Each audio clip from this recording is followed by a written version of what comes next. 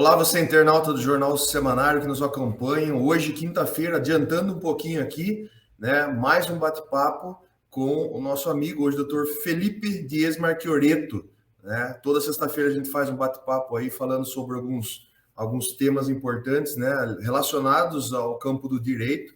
E nessa semana, o doutor Felipe publicou mais uma coluna aqui no Jornal Semanário, dessa vez falando sobre a desconsideração do salário mínimo para fins de concessão do BPC. E a gente vai explicar aí de uma forma, o doutor Felipe vai explicar de uma forma mais fácil aí para todo mundo o que é um pouco que ele dissertou nesse artigo aí, que vai circular nessa sexta-feira aqui na versão impressa do Jornal Semanário, também no site do Jornal Semanário e também no site do escritório Bresciani Advocacia, né? Você vai poder conferir lá também.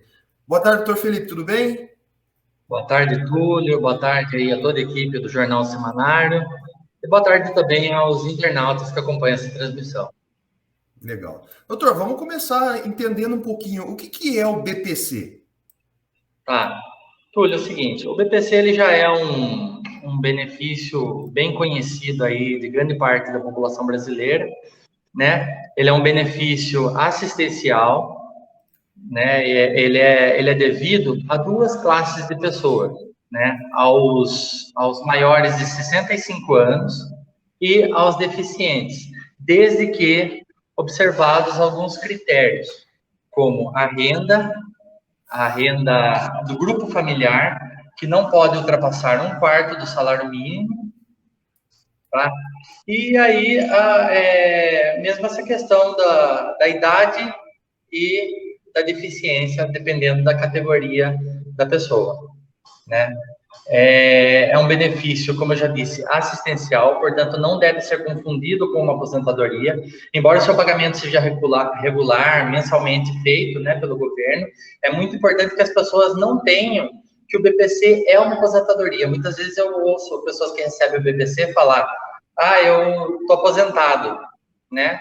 Fazendo essa confusão entre BPC e aposentadoria. BPC é um benefício que perdura enquanto a pessoa estiver naquela condição de miserabilidade, enquanto ela tiver aquela deficiência, né? Enquanto a renda dela for aquilo que o INSS considera como em condição de miserabilidade, enquanto a aposentadoria mesmo é um direito garantido para a pessoa. É um direito que a pessoa não perde, inclusive ela passa para os filhos em caso de morte, ela passa para os dependentes, né, em caso de falecimento. O BPC já não é assim.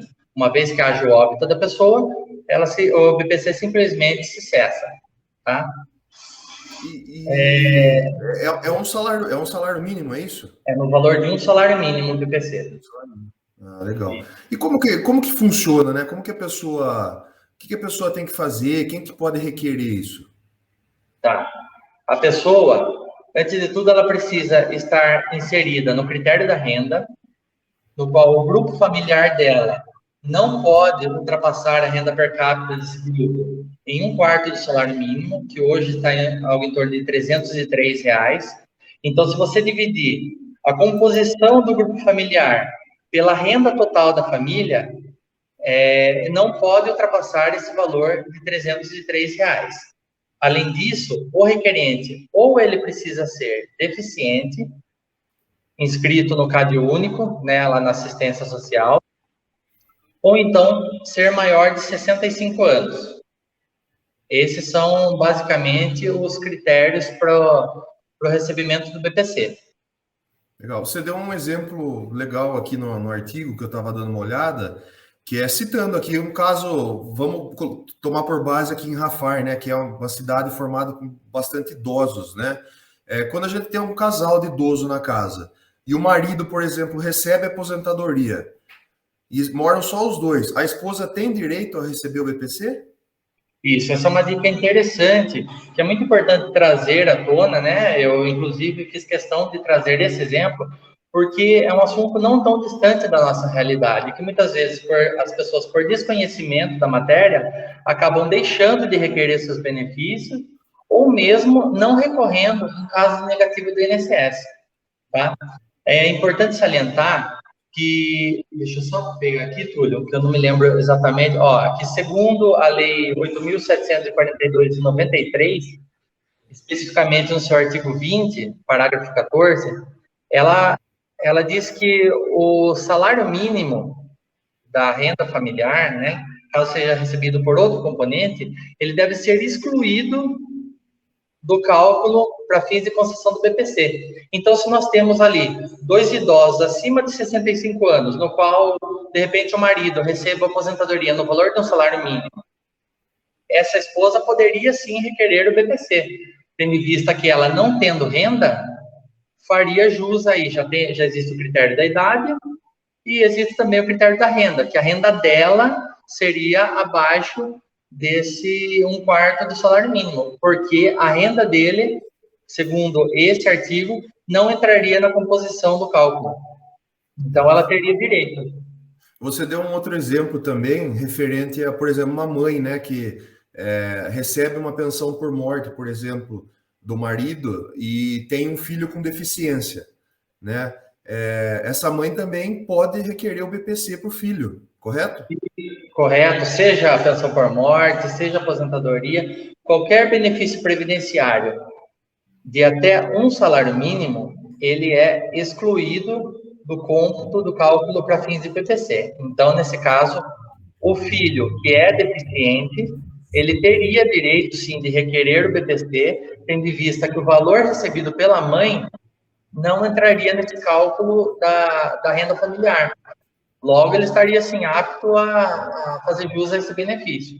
São regrinhas, assim, que muitas vezes, se você for entrar no site do governo, eles não vão estar, essas regras não vão estar dispostas, assim, claramente. Simplesmente, no site do governo, a pessoa vai saber que o salário dela não pode ultrapassar 1/4 do salário mínimo. Porém, eles não se aprofundam nesses pormenores, né? O que acaba aí minando as chances da pessoa estar adentrando, né? Ingressando com esse requerimento junto ao INSS. Então, é importante que esses detalhes também sejam trazidos à tona para aumentar, assim, as chances das pessoas terem esse benefício concedido. E qual que é a recomendação para esses casos? Porque normalmente sempre surgem mais dúvidas, a pessoa ela tem que realmente se enquadrar, né, em todos os itens que acabam concedendo esse benefício, né? Qual que é a recomendação que você deixa para essas pessoas que talvez achem que podem ou achem que não podem, né? A quem que ela deve recorrer? Nesse caso, normalmente é a recomendação padrão, né? Nós recomendamos que a pessoa, assim, procure um advogado previdenciarista, porque esse profissional, ele vai saber realmente analisar os critérios, se a pessoa vai ter direito àquele benefício ou não, né? Se ela se encaixa ali naquele padrão de renda. Muitas vezes a pessoa desconhece os critérios do que é um grupo familiar.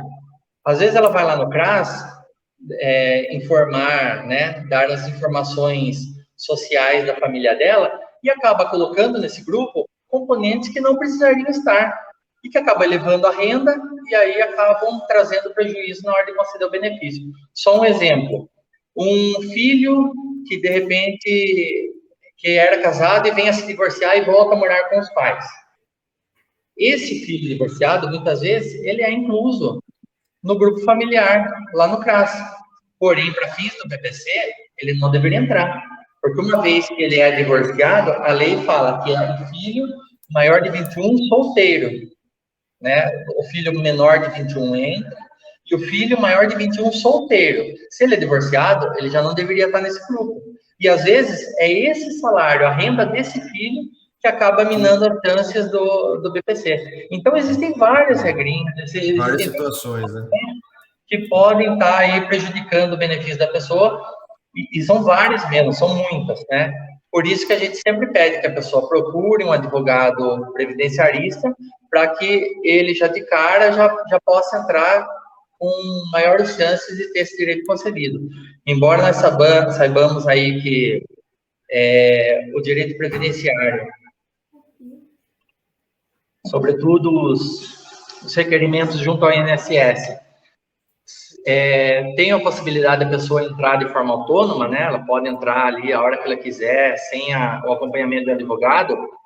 Ainda assim, é muito salutar que se tenha aí o acompanhamento de um profissional especialista na área, porque a pessoa, ela consegue entrar e receber desde o primeiro requerimento feito, tá? Aumentando em muito aí as chances de sucesso. Além do que, em caso de deferimento, a pessoa pode também aí ingressar com o pedido na via judicial, né? E aí, ingressando pela via judicial, ela aproveita esse benefício administrativo que foi feito e, se vier a ter sucesso na via judicial, ela recebe desde o início do requerimento administrativo. Ela recebe todos esses atrasados aí, o que é muito bom, né? Porque às vezes o processo acaba demorando bastante para ser concluído. É semelhante em alguns casos até de solicitação de aposentadoria, né? Quando a pessoa dá a entrada e às vezes demora um bom tempo, mas ela tem que receber aqueles meses atrasados depois que sai a aposentadoria, né? Sim, o marco inicial do requerimento, o que vai te dizer a partir de quando você vai receber aquele benefício é a data de entrada do requerimento. E muita gente acaba tendo uma negativa do INSS e desistindo simplesmente daquele processo, porque acha que não tem direito e depois acaba requerendo novamente, sendo que pela via judicial, muitas vezes ele pode reaproveitar aquele primeiro requerimento que foi feito lá atrás, que negou indevidamente, e aproveitar todos esses atrasados desde a época em que foi negado. É isso aí. Tá aí, pessoal. Falei então aí mais uma vez aí com meu amigo, Dr. Felipe Dias Marchioretto, trazendo mais um assunto de utilidade pública aqui aos leitores do Jornal Semanário, a todos os internautas aí que nos acompanham. Toda semana um assunto diferente, intercalando aí entre ele e a doutora Maiara, né? Eles que são do escritório Bresciani Advocacia, na cidade de Capivari. Agradeço mais uma vez, doutor. Desejo uma boa Páscoa para você e para todos que nos acompanham também aqui. E vamos ficar até a próxima aí, com o próximo tema que a gente vai estar trazendo aí para todos os leitores e internautas do Jornal Semanário. Lembrando que esse vídeo fica disponível no YouTube do Jornal Semanário, também nas redes sociais e também no nosso site, né, que é onde sai o artigo e logo no final também a gente deixa disponibilizado esse vídeo aí para você que quiser acompanhar, tá bom? Deixa sua curtida, acompanha, se inscreva aí no YouTube do Jornal Semanário. E, doutor, obrigado mais uma vez aí e até a próxima. Muito obrigado, Túlio. Eu que agradeço esse espaço aí, esse espaço que permite que a gente traga informações aí que entende ser de relevância aí em nível nacional, né? Mas nós sabemos também que Rafar, especificamente, né, tem muita gente aí que recebe o BPC, portanto, que essa informação seja aí proveitosa a todos. Tá bom? Eu que agradeço muito o espaço, Tulhão. Muito obrigado. Obrigado, tudo de bom aí, um abraço. Valeu, abraço.